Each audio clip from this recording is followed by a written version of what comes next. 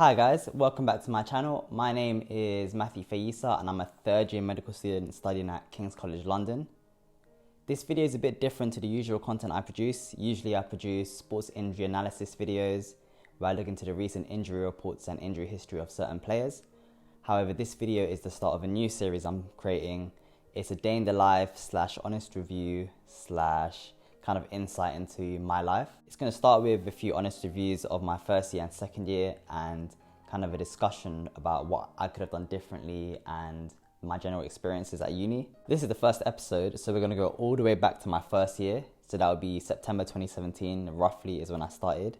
So I go King's College in London Bridge, and because I live in East London, the kind of big first decision I had to make was whether I would live on campus or I would commute from home. I would say I had quite not a unique decision, but a big decision, because you had to choose between the social life of uni and taking up that debt versus staying at home, living more comfortably and just saving up more money.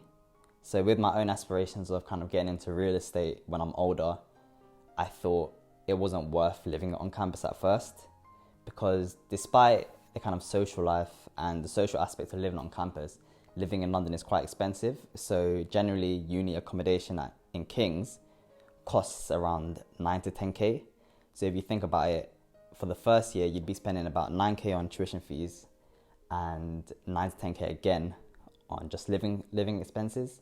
So 20k, I just thought it wasn't worth it, since I live only half an hour to 40 minutes from campus. So if I was really desperate to go to anything, it's just a quick hop on the Jubilee or District line to actually get there. So it wasn't that deep, I thought. In terms of commuting is definitely very long. You know, it's probably worse during rush hour and actually traveling to hospital placements. So for hospital placements, I'm pretty much traveling from East to South London. And because there's constant switches and I have to go on the overground train, that causes so many delays. So I kind of have to leave an hour to an hour and a half for a 45-minute journey just to take into consideration all the things that could potentially go wrong. Obviously, depending on your situation, you might not have a choice. For example, I have a few friends that came from out of London to study at King's, and they're forced in a way to actually go for uni accommodation or private accommodation near the campus, because without that, it's pretty much impossible to commute from out of London, let's say from up north, all the way into London every single day. And to add to my decision, I thought, because looking at the prospectus and speaking to other students, I know in my fourth and fifth year at King's, say I'm placed outside of London, they actually give you free accommodation. So I thought, you know, I'll get that experience later on to be independent, and I'll take the hit now. That accommodation aspect in fourth and fifth year is definitely kind of a golden nugget for King's. I'm not sure if other unis provide it, but definitely that chance to live out in fourth and fifth year without paying anything and actually getting hospital experience outside London, that's definitely kind of a consideration about why you'd want to study at King's. When looking back, kind of first and second year had its clear distinctive themes that separated it. It might not be the correct way to think about it, however, looking back, it's the only way I can see it. So for me, first year was purely about survival. It was about just passing the year, making sure I don't mess up too much, and try and attend lectures when I can. So lectures in first year, we had over 200 plus. So as you can imagine, that's 9-5 every day for the whole year of just constant lectures. This became quite tiresome. You know, when you sign up for medicine and actually get a place, you kind of know what you're getting into. But when it hits you, it's a mad thing, honestly, because it's just 9-5 every day with little breaks in the first year at least. And that just, I didn't really enjoy it as much as second year. I still did it, I'm not complaining, but just looking back, I can see the clear difference between my first year and my second year in terms of the amount of lectures directly corresponding to how much I actually enjoyed the course at the time. A few doctors I've spoken to do prefer the lectures because it's kind of pointless to send medical students into hospitals if they don't know the basic physiology, pharmacology, and biochemistry of the way the body works. So you do need them lectures. However, perhaps there was a better way to kind of handle that and allow medical students to cope better in the first year, because the constant lectures paired with the large cohort size at King's perhaps didn't go hand in hand. If you search kind of the downgrades or the cons of studying at King's, the most glaring thing is the cohort size. I would say definitely in first year you feel it, because there's roughly around 500 students, maybe a little bit more, a little bit less, and you're all stuffed into a lecture hall.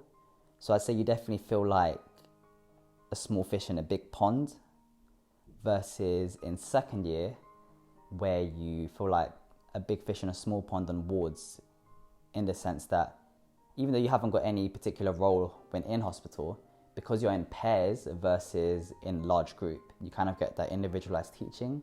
However, I'll speak more about that in my second year summary, which will be coming maybe next week or the week after. The initially big classes, however, are not kind of unique to King's. You do have that across other unis, and you won't necessarily get focused individualized teaching apart from unless you go to a uni such as Oxford and Cambridge, as their kind of selling point is the fact that you have one-to-one interaction with your lecturers. However, the downside of Oxbridge versus somewhere like King's is that King's give you a lot earlier clinical exposure than what you'd have there.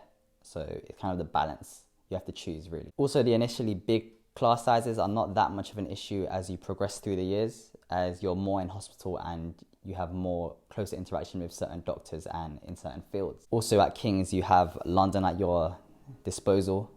You know, London is a big selling point for universities in the city. Also, because London is the capital city, you generally have that as the focus point for major surgeries and interesting cases. So if you're lucky, you can see certain patients flying in from different parts of the country to London, perhaps to have something such as an orthopedic surgery where they might get a hip replacement or anything of that nature that requires expert specialties. Alongside having expert lecturers at King's, we also have something quite unique with full body dissections. We had that pretty much every week or twice a week.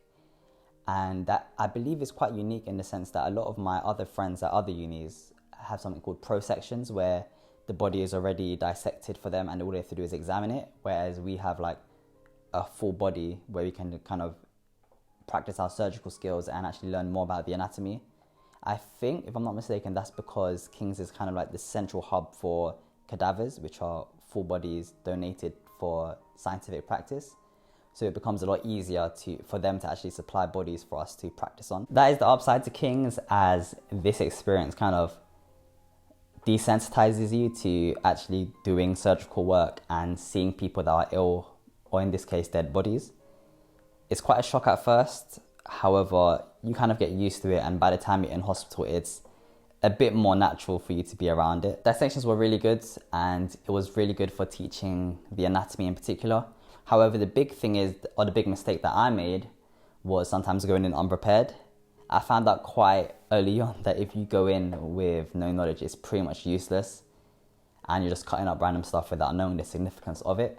So definitely for anyone at King's or anyone doing medicine or going into it, I'd say definitely try and brush up or have a general knowledge of the anatomy you're going to be talking about prior to going into dissection, as that's better for kind of refining your skills and getting the little facts rather than starting from scratch. So just to summarize kind of year one quickly, it was definitely about survival, and you definitely become independent and responsible quite quickly, as uni admin don't really check up on you until bad results come in.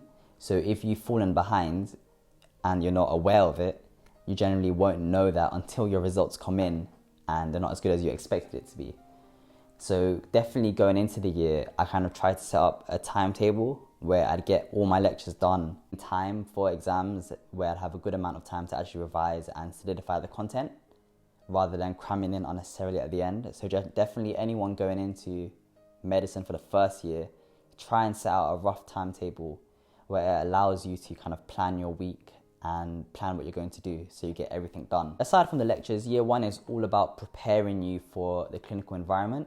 So at King's, we had something called clinical skills and workshops, where they taught us basic life support, stuff such as taking blood pressures and teaching people how to use the asthma pump. So little things like that help improve your communication skills and improve your practical skills. So when you're in hospital in the second year, it kind of gives you a little bit of a basis to go off of. Year one is tough regardless of where you study, but at least at King's, that I found out, the bulk of your lectures are done in year one. And from then on, you have lectures about once a week, and the rest is kind of designated and focused on actual hospital experience.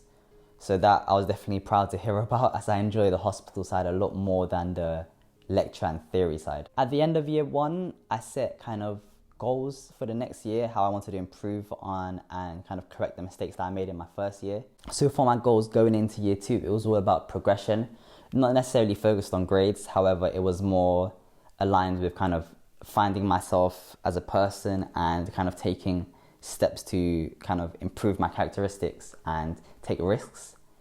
So as you can see, this YouTube channel was the biggest thing. I thought, let me try and just put myself out there and see how it goes. You know, I can definitely say I've enjoyed it so far, and it's added a new dimension to my week in terms of filming videos. In addition to starting this YouTube channel, I also wanted to get a better understanding of what specialty or field I wanted to go into. From a young age, I've always watched a lot of sports, so I was keen to kind of delve deeper into that and find out what opportunities there were. So I joined the Surgery Society in my second year, and I was on like a basic suturing course, and I enjoyed that quite a lot. So definitely kind of opened my eyes to surgery as a potential possibility. And I also wanted to try something new. So kind of this YouTube channel that you're seeing here is the embodiment of that. I kind of took a risk, went head first and just dived into the deep end. After I went on ITV News in my first year, I thought kind of I liked the TV side of things, because I always wanted to be a TV presenter when I was younger or be in some form of media. So this kind of YouTube channel naturally forms from that, as I enjoyed it so much. It did take me a year to finally commit, but in the summer here we are and I've started it. So yeah. Apart from that, this is kind of my general summary or honest review of studying medicine in my first year at King's College. You know, I tried to give the positives and the negatives so that I can give you a general insight and a decent argument or discussion about why King's is good or why King's isn't. I have a video on my second year coming up that should be out next week or the week after, and I'll try and get other people involved to make other videos from other unis so you can get an insight into how their life is. Also, comment down below if you'd want me to do kind of a surgical series where I discuss interesting cases that I've seen or partaken in, as I should be exposed to a lot more this year on my orthopedic placement and through different mentorship schemes that I've gone into. If you want to see that kind of content, drop a like and definitely subscribe to the channel so you don't miss out on that. I'm going to integrate this kind of video more into my sports analysis and injury content. I'll be doing them side by side throughout the year and kind of testing myself, as one of my goals was to do. So apart from that, I want to say thank you for watching, and yeah, subscribe. Dynasty program initiating. Dynasty boy. Yeah.